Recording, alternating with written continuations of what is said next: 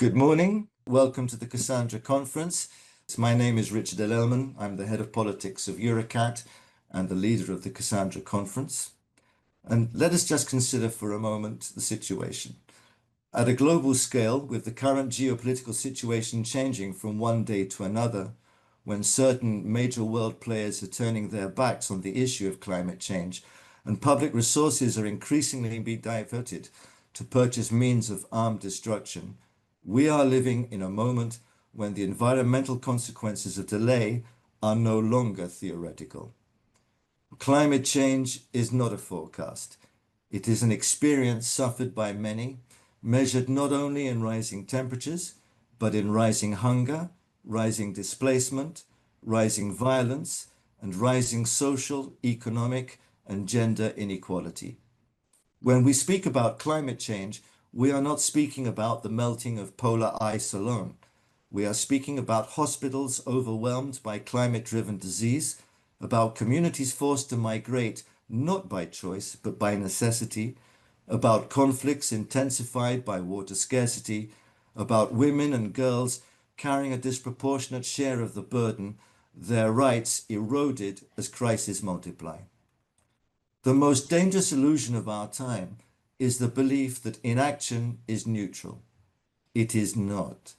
Inaction is a decision, and it is a decision whose cost is paid for by the most vulnerable of our society. At Davos this year, in what was, in my opinion, a remarkable speech that addressed the global economy, Mark Carney, the Prime Minister of Canada, expressed a truth that cuts through comfort and denial alike. He reminded us that we must actively take on the world as it is and not wait for the world we wish it to be. That statement matters. It matters a lot because waiting has become a luxury our society can no longer afford.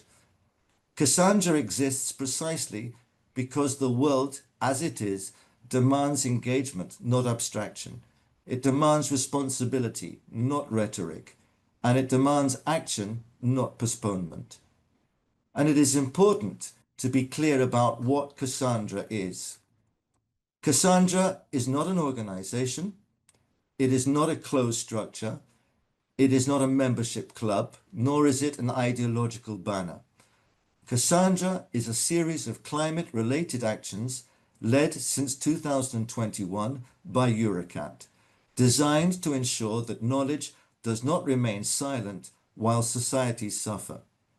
Cassandra was created so that scientists, technologists, policymakers, activists, artists, institutions, and citizens could work together without barriers, without fear of misalignment, and without needing permission to care. It exists so that every individual and every organization can feel comfortable working with us, and we sincerely hope that you, the members of our audience, today and tomorrow, will feel not only comfortable, but moved to work in collaboration with us, and more importantly, with our local climate forums spread over numerous countries, all of whom need support, both financial and technical. Cassandra does not ask you to agree with everything which will be expressed during this conference. Each speaker will be giving their own personal opinion or that of the organization they represent. Cassandra only asks that you listen to those sessions which discuss issues that are important to you, and, if inspired, to engage with the speakers who moved you, to engage with the new reality which we all face.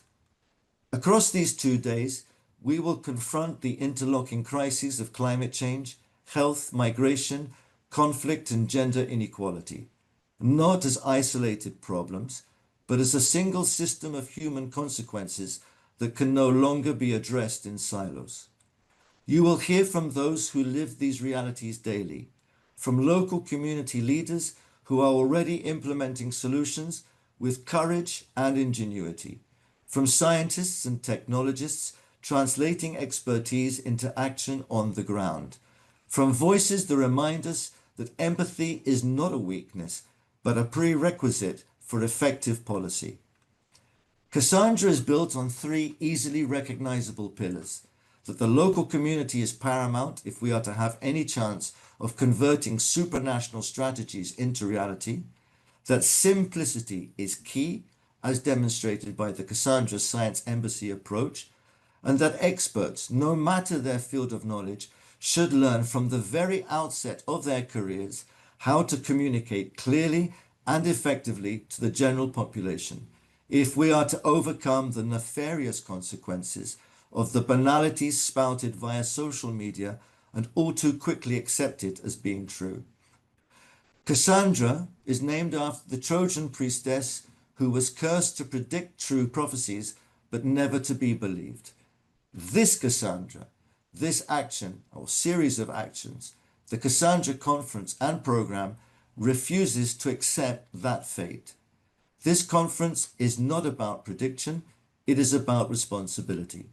It is not about fear, but about urgency. The world, as Mark Carney has made so clear this year, will change when we recognize it for what it really is, now and at this moment. Welcome to the Cassandra Conference, and welcome, first of all, to Daniel Altimiras, who is the president of Eurecat. Daniel, over to you. Thank you. Ladies and gentlemen, distinguished representative of governments, international organizations, academia, civil society, and industry, dear colleagues and friends, it is a great honor to welcome you online today and to introduce the Cassandra Conference 2026, and its initiative that reflects not only Eurecat's technological and scientific capacity, but also our responsibility as a technology center operating in an increasingly complex and fragile world. Eurecat was founded on a clear conviction that technological progress cannot be separated from its social and environmental consequences. Innovation does not exist in a vacuum. It shapes lives, institutions, economies, and futures. And in times of accelerating climate disruption, inequality, and geopolitical tension, this responsibility becomes even more urgent. As Catalonia leading technology center and one of the Europe's fastest growing research and innovation institution, Eurecat has evolved beyond being a center of excellence in applied research. We have become a strategic actor, one that understands that research must not only generate knowledge, but also help societies to adapt, to protect their most vulnerable, and to build resilience. This vision is precisely what gave birth to the Cassandra program and to the Cassandra conferences. Cassandra is not a conventional research initiative, nor in this conference a traditional academic gathering. It is a platform designed to confront the most pressing social political consequences of climate change, consequences that are no longer theoretical or distant. They are present, tangible, and increasingly interconnected. Through Cassandra, Eurecat focuses on 4 challenges that are already reshaping our societies: climate-related public health risk, gender inequality, forced migration, and the growing potential for conflict.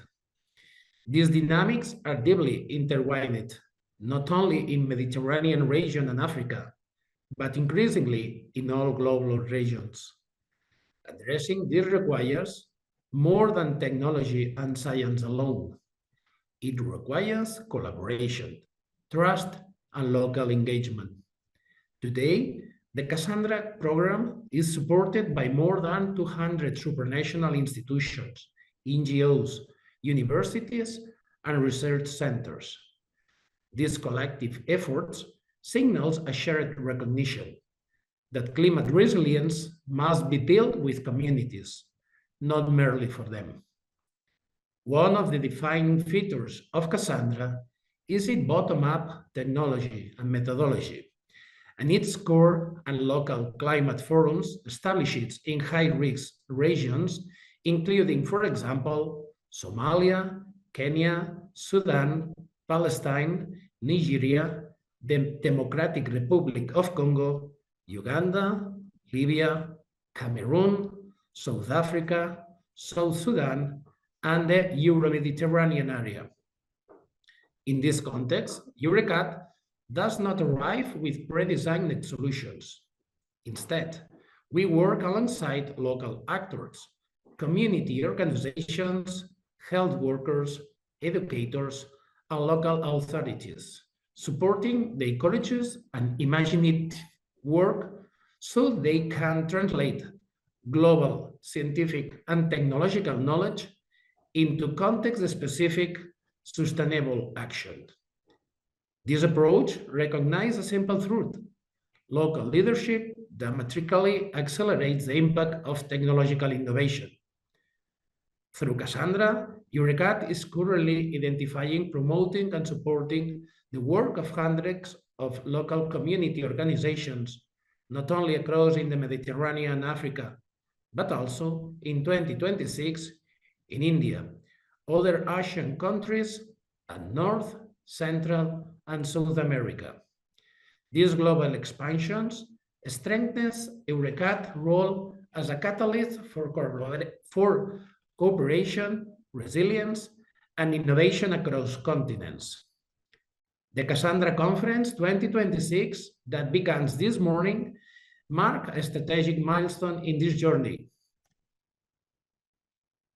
It is an opportunity to showcase Eurecat's technological philosophy, but above all, our social political awareness and leadership. It is a platform to increase institutionally visibility for Catalonia as a hub for climate technology, responsible innovation, and science diplomacy. And it is a moment to position Eurecat as an indispensable partner for governments, international organizations, and industry seeking solutions that are both technologically robust and socially meaningful. At the heart of Cassandra are four strategic principles that reflects Eurecat's mission as Catalonia's technology center. Firstly, that local leadership is not an accessory to innovation. It is its designer and multiplier. Secondly, that scientists must act as what we call science embassies, ensuring that research is accessible, actionable, and embedded with real social context. Thirdly, that direct bridges between communities and supranational institutions built through science diplomacy are essential for long-term stability and social resilience. And last, but not least, that we must train next generations of technologists, scientists, sociologists, economists, psychologists, and researchers of all sectors and disciplines, not only to develop new technologies and methodologies, but also to communicate their experience effectively and clearly, understand societal impacts, and act with ethical responsibility. By investing in the 2026 edition of the Cassandra Conference, Eurecat is not only strengthening a program, we are reinforcing a model of innovation that is inclusive, anticipatory, and globally connected. Cassandra represents our belief that technology can and must be a force for social cohesion, equity, and peace. It is our commitment to ensuring that scientific excellence serves humanity, particularly those most exposed to climate risk. I invite all of you to see this conference not simple as an online event, but as a shared responsibility and a shared opportunity. Together, through Cassandra, we can transform knowledge into action, innovation into resilience, and collaboration into lasting impact. Thank you, and welcome to Cassandra 2026.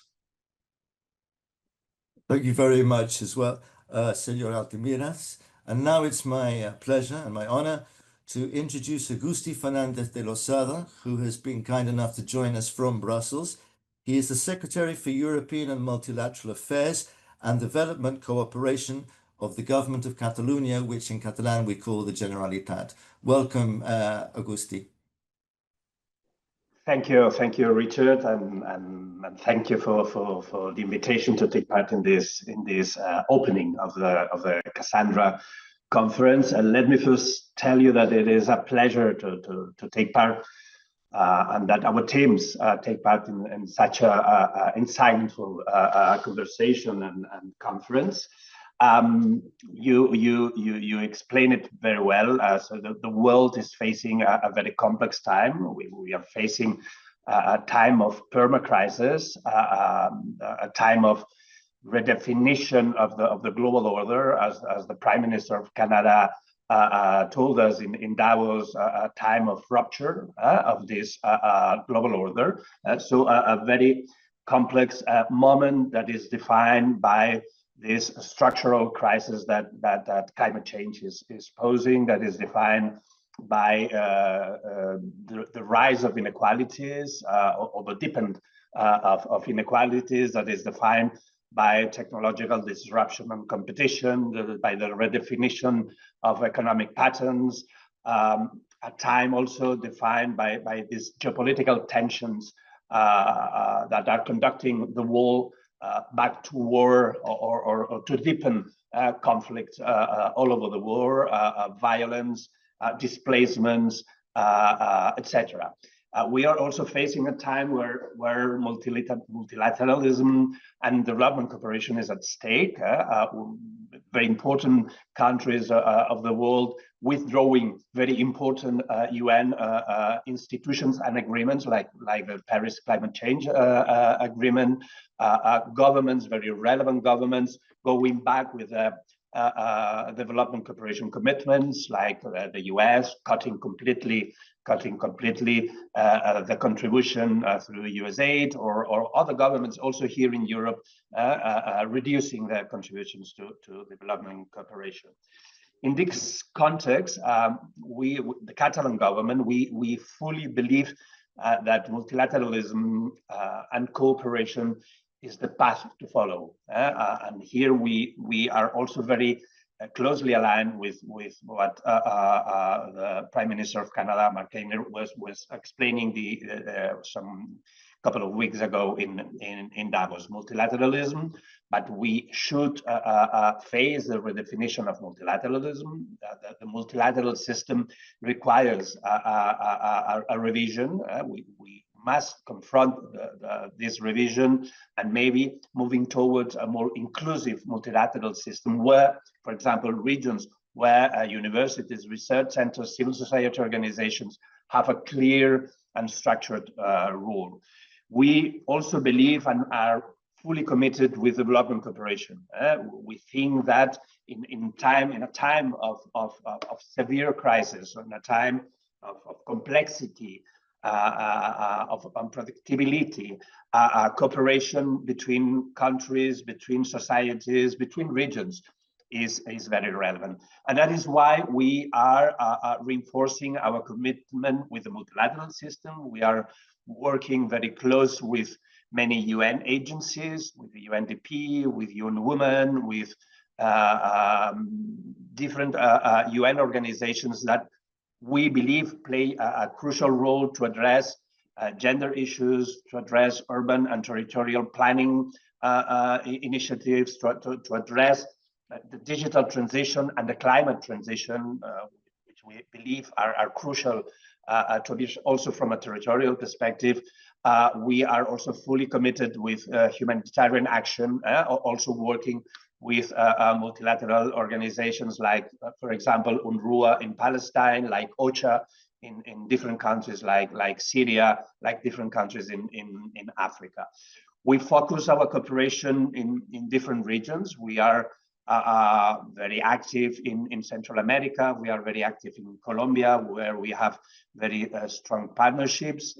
We are a Mediterranean region. Barcelona is meant to be the capital of the Mediterranean, so the Mediterranean is also a key priority for us. We are working very closely with our allies in Morocco, with our allies in Lebanon, in Palestine.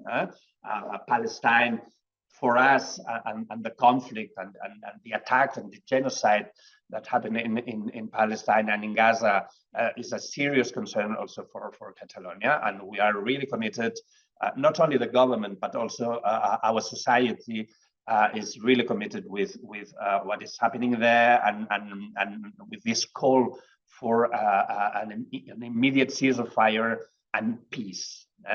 Peace is another priority for Catalonia. And we have also cooperation in Africa, in countries like Senegal, where we have an important diaspora, Gambia, Mozambique, with very innovative and I would say relevant projects in areas such as climate change, depopulation, in areas like health.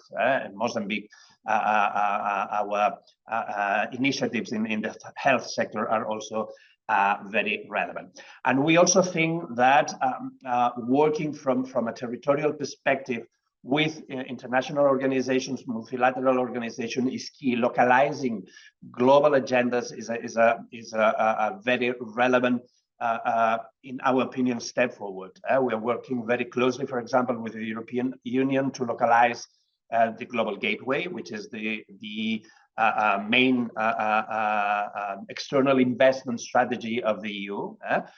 We think that this investment strategy should be or must be linked to territories, because territories matter, because localizing to inform these investments is key to better respond to the real needs of populations.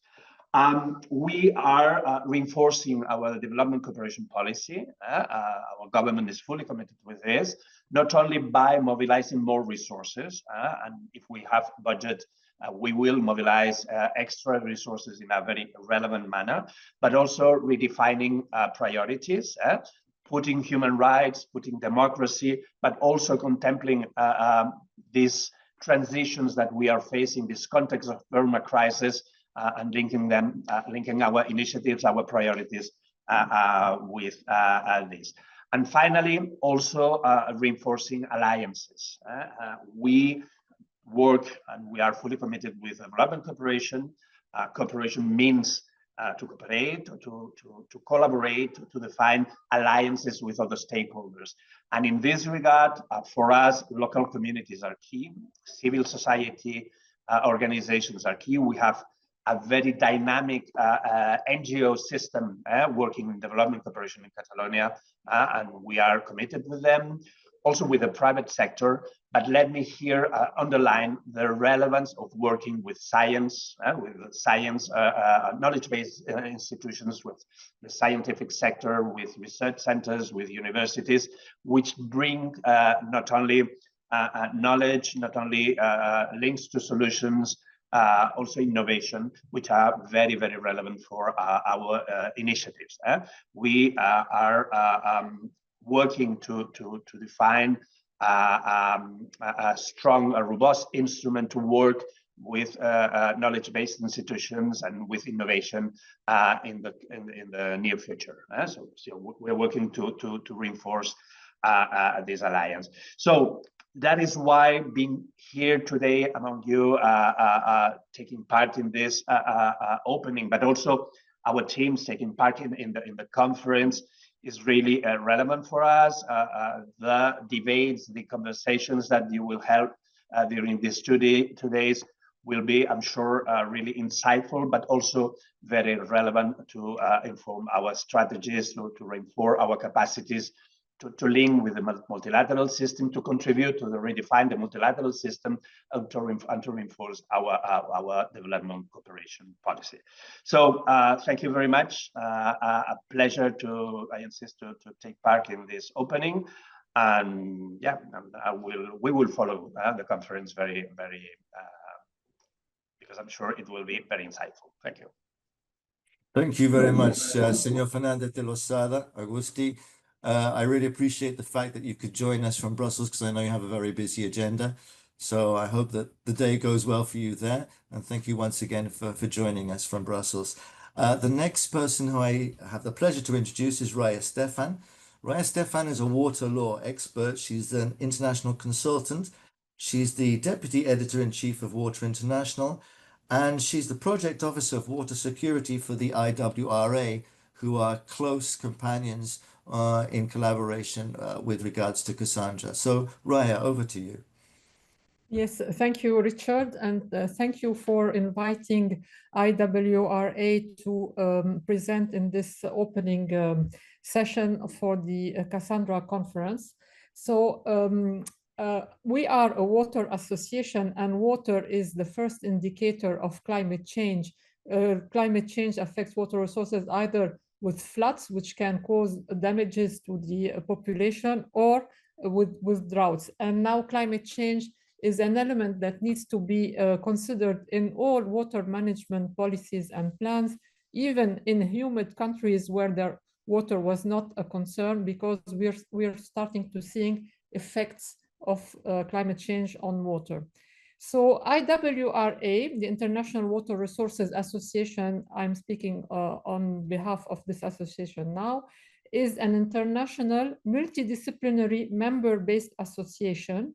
We're aiming at facilitating and inspiring dialogue, knowledge sharing, and science-based solution for the sustainable management of water resources across all sectors, scales, and communities. So to facilitate this dialogue, IWRA has different tools or activities that, for example, I will, as I'm now even the editor-in-chief of Water International, I will start by mentioning our journal, Water International, which is at the image of the association. It's a multidisciplinary journal aiming at fostering on policy and orientations for water resources, meaning it provides the articles, the papers that we publish aim at providing policy recommendations based on science findings, and which would apply to different regions in the world. Besides the journal, we have other tools such as policy briefs, we organize webinars, etc.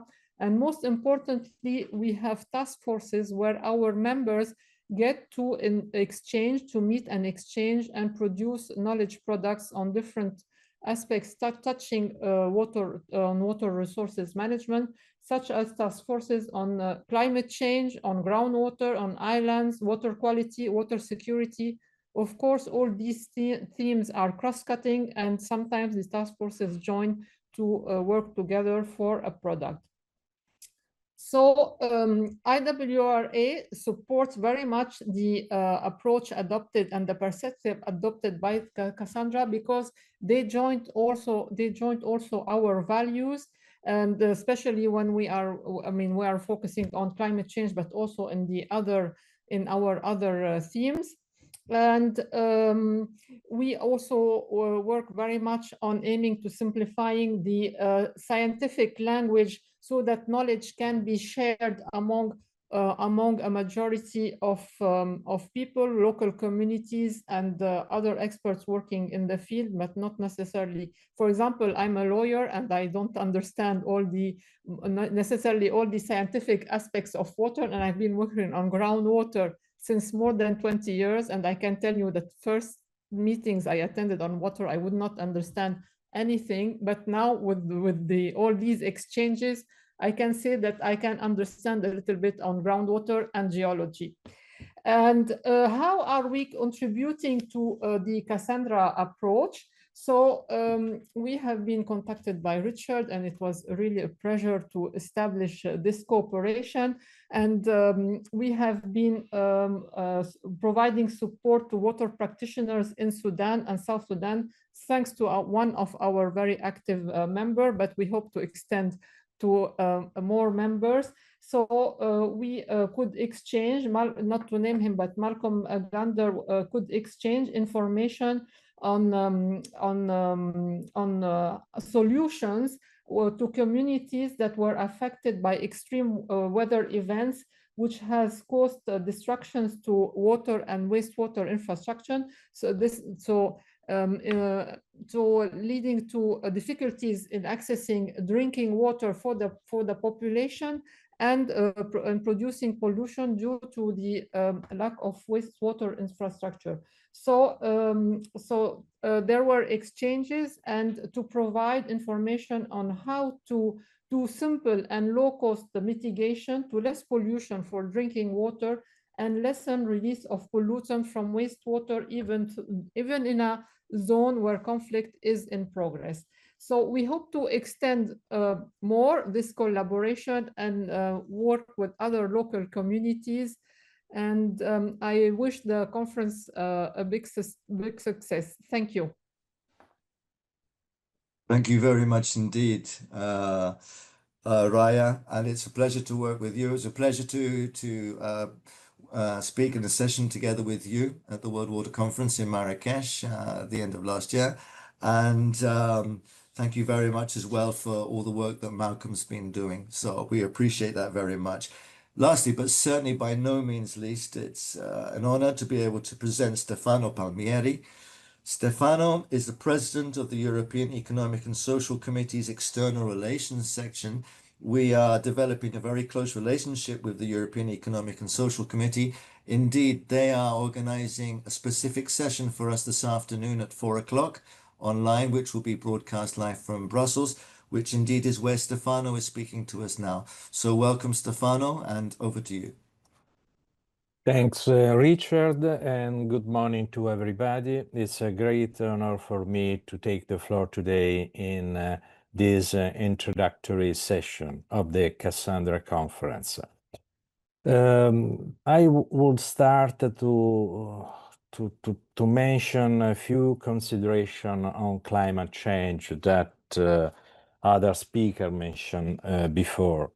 You know that worldwide 3.3 billion people are living in regions classified very highly or highly climate vulnerable.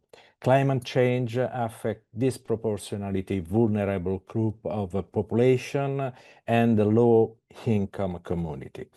Let us think, for example, of the rising sea level which flood low-lying villages.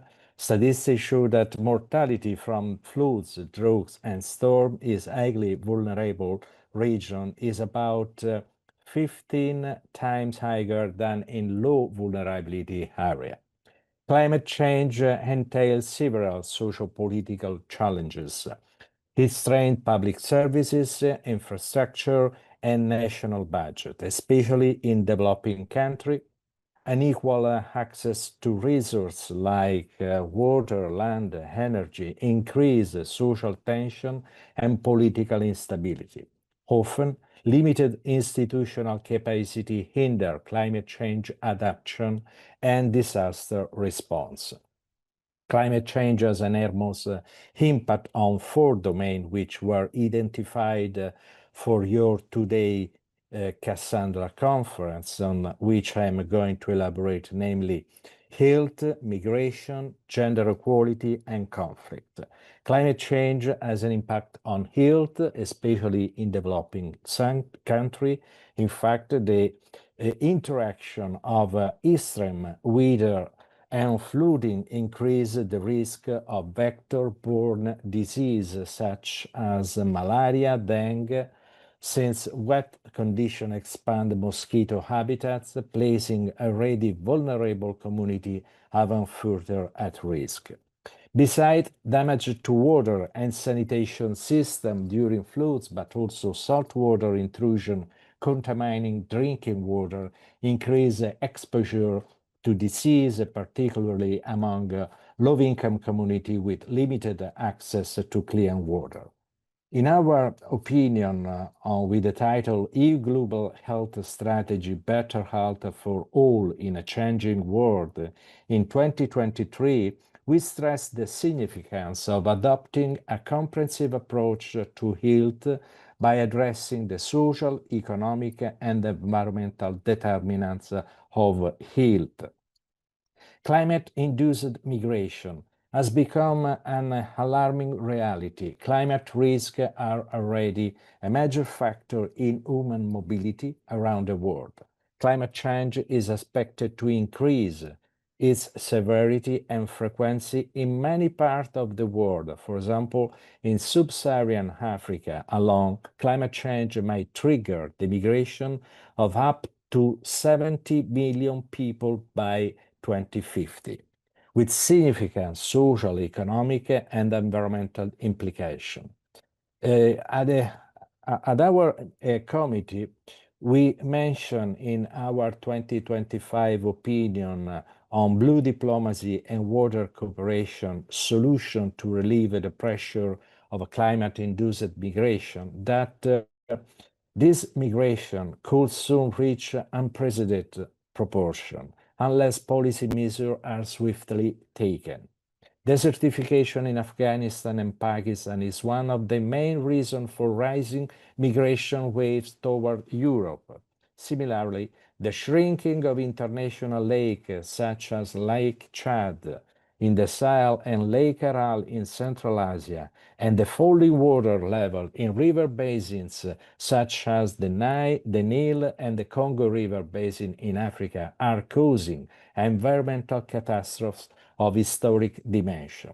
Scientific evidence from climatology, migration studies, and economic modeling support the claim that climate change is displacing population worldwide. How we can contribute to mitigate the phenomenon? The IC identify a need to link environmental policy more closely with humanitarian action in partner countries.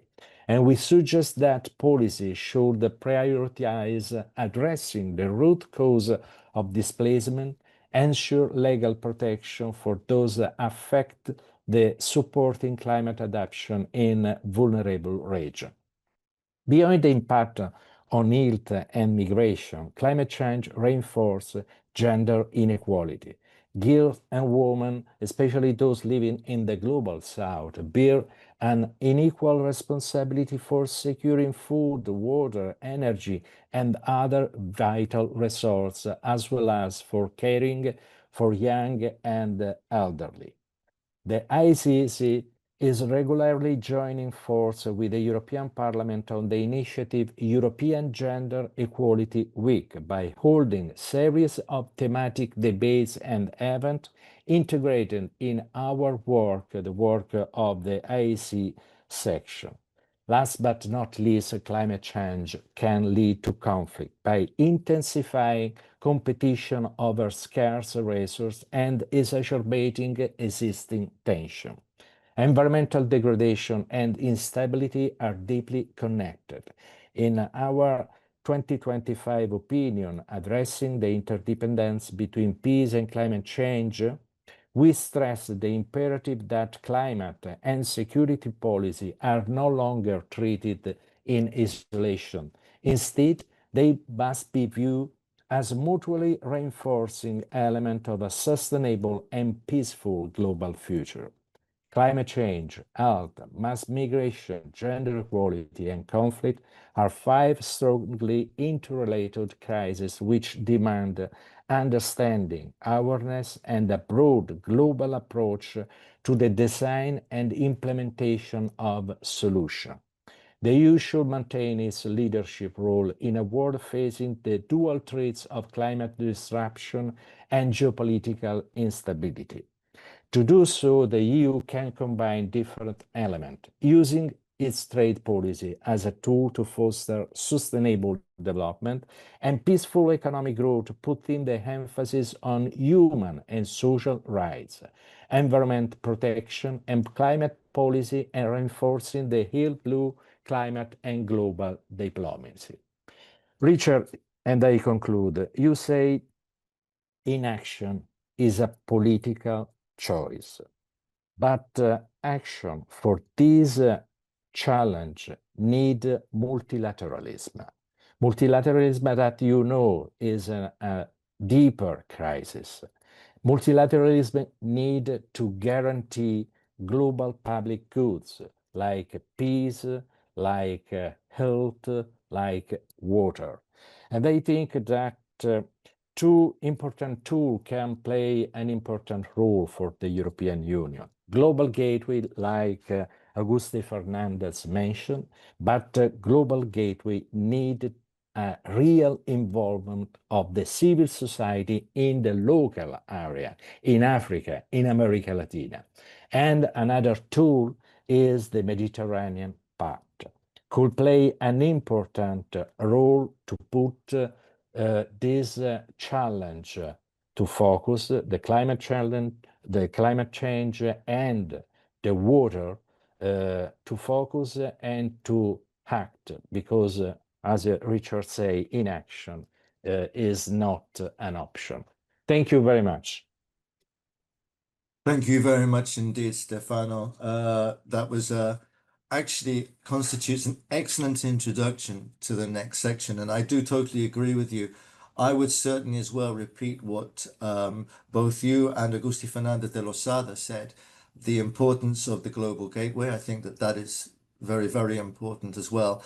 And as you've mentioned now, the Mediterranean Pact is a tool which must be made better use of, in my opinion. But thank you very much indeed for those words. And thank you again, once again, to all of you for being with us this morning to introduce this conference.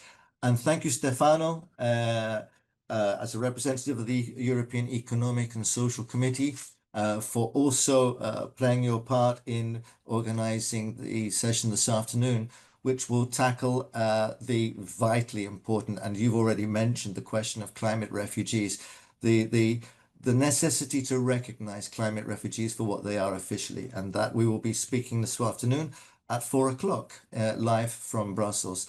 So thank you to all of you. We will now have a 2-minute break, and then we will go into the next session, which is very connected to what Stefano was discussing now, which is the interplay between climate change, health, migration, armed conflict, and of course, gender inequality. So thank you to all of the people who were in our introduction, and we will now have a 2-minute break before we go into our first discussion of the day.